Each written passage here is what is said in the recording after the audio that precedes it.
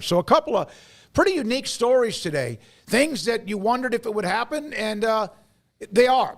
Let's start with Stanford. They have fired their football coach. I saw Shahan Jararaja saying that it's the first time that you could think of a general manager in college football has fired a head coach. I don't think Stanford doesn't have an AD right now, but yeah, Taylor's gone. There were a couple of different investigations with him about the way he treated certain members of the staff and others.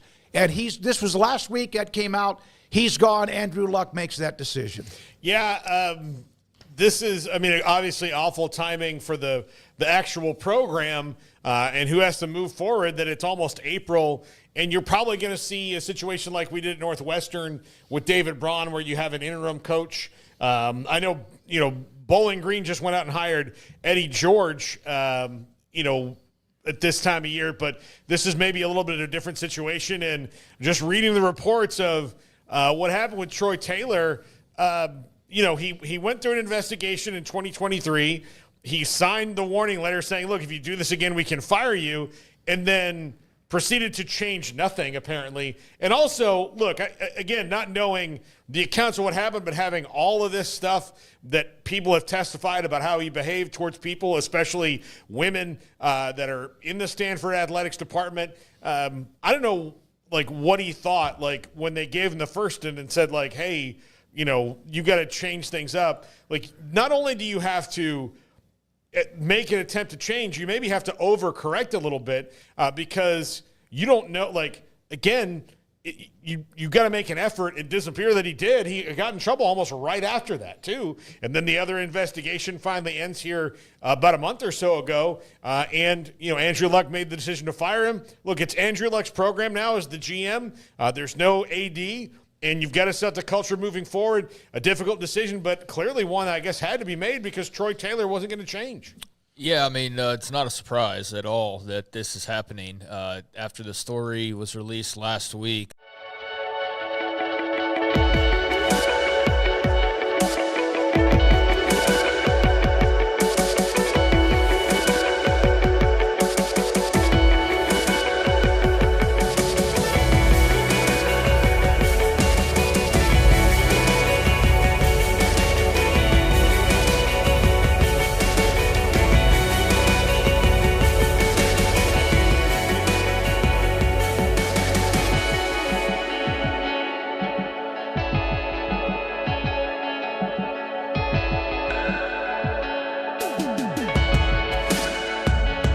I think we were just too busy with Big 12 Media Day, or I keep saying Big 12 Media Day. I did 1,000 times. Big 12 Combine to really dive too far into it, but when I read it the other day, I thought, we're going to be talking about him getting fired here pretty soon. So here we are, and we're talking about Troy Taylor being fired. It's not a surprise. The allegations in there did leave you scratching your head a bit as far as, what was he thinking? And, especially a guy who's apparently smart enough to be the head coach at Stanford, you just think there'd be a certain level of intelligence that would be required and would just be present to prevent things like this from happening. You'd think maybe at another school, but not at Stanford. But that's also how things work a lot of times. That would never happen here. That's exactly where it happens, right, is the bad culture. But, yeah, that did not line up with what I think of with Stanford football when I was reading through the allegations of his bullying and just his inability to correct course, as you pointed out, Paul. He's going to have to explain that to somebody, and I know it won't be me, but I just don't know what was going through the guy's head, honestly. When the warning signs were all there, they're like, if you don't shape up and change, then you're going to be out of here. And maybe that's what he ultimately wanted. I don't know, but this is a blessing in disguise. They sucked with him. I mean, they haven't been good for a while, actually. They've been on a run of 3-9s. That eventually led to David Shaw going out of there, and Troy Taylor's come in 2 years. He's proceeded to go 3-9 back-to-back years. After back-to-back seasons of 3-9, ultimately was the swan song for David Shaw. So they're looking at 4 straight years of 3-9 for Stanford football. No matter who's the coach, that's not the standard. But, yeah, you got to get your house in order before you worry about winning football games. I think Andrew Luck is the GM. This is a good spot for him as a symbolic leader of the athletic department to be in this position and to make this call. So it's all his program now. They got to obviously go find the right AD, and now they got to go find a football coach. Will be interesting just this time of year, but it's also a unique job. So that was going to be interesting regardless of when it took place, but especially now in the midst of spring. But, yeah, this is no surprise given what was in that article the other day. You hope that Andrew Luck, and I think he will, and this is an opportunity for him now. They get to go find who they want. But Stanford football, to me, always was pretty damn good. They weren't going to go to a Rose Bowl very often, but they had Heisman Trophy winners. They had hellacious players that went into the NFL. And you're right, they have been just bad in recent years, even under David Shaw, who I always thought was a hell of a coach, who's no longer been there. But so there we are with that story. Haven't made a bowl game since 2018. Yeah, I didn't know. I was getting ready to look up what their history is. Think about that. Yeah. 7 years without a bowl game there for Stanford. They also had the move to the ACC.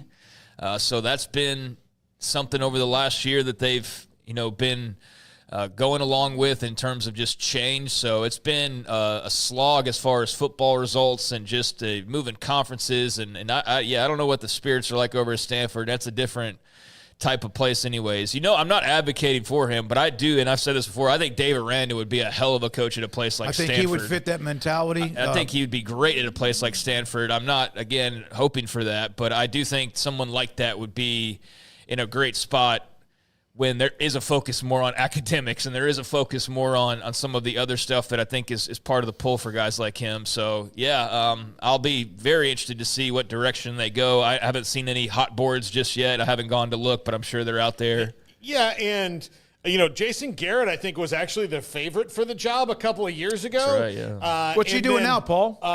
Calling Notre Dame games. Yeah, right? calling Notre Dame games. Yeah. So, but he got there. I thought that was going to be a done deal. Like when they brought him in, I thought, man, that's great. I mean, here you've got a guy who went to Princeton. Jason Garrett is a brilliant dude. He coached for the Cowboys, so he's got for college players, he's got some NFL cachet, and he knows how to talk to the smart kids. Right?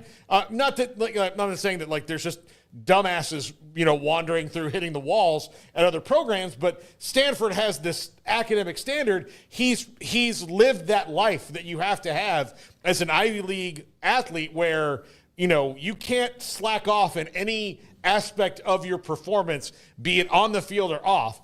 And so I thought that was a great choice. He decided not to do it because it's the new era of college football, and he was like, I don't know if I want to mess with that. Now, Stanford, when it comes to outside money, can do whatever they want, but it also doesn't help Stanford right now that when we talk about the alignment between the president, AD, and coach, well, the coach just got fired. There is no AD right now, and if you remember, the last couple of years have been pretty tumultuous around that Stanford president job. So this is a chaotic period at Stanford University just in general on the educational side because they haven't had the kind of stability they've been used to for their entire existence. So that it's showing itself in the football program, given it's shown itself with the president of the university at Stanford, not as much of a surprise as it would be had you told me this 5 years ago. Well, John Ralston, one of the pioneers back in the early days, was a hell of a coach. I think he ended up coaching the Bills in the NFL. Bill Walsh, Jack Elway, of course, was there. Dennis Green, Jim Harbaugh, and David Shaw had a great run for a long, long time until it just kind of all fell apart. So they have had some fantastic coaches. Harbaugh used that as a launching pad. He was there for a couple of years, won a bowl game. So I don't know who they're going to get. I don't know if Jason Garrett would make sense or not, but they are looking for a coach. And the general manager, college football, is the one that made the decision. And a lot of that had to do, again, with the fact there is no athletic director at this particular time.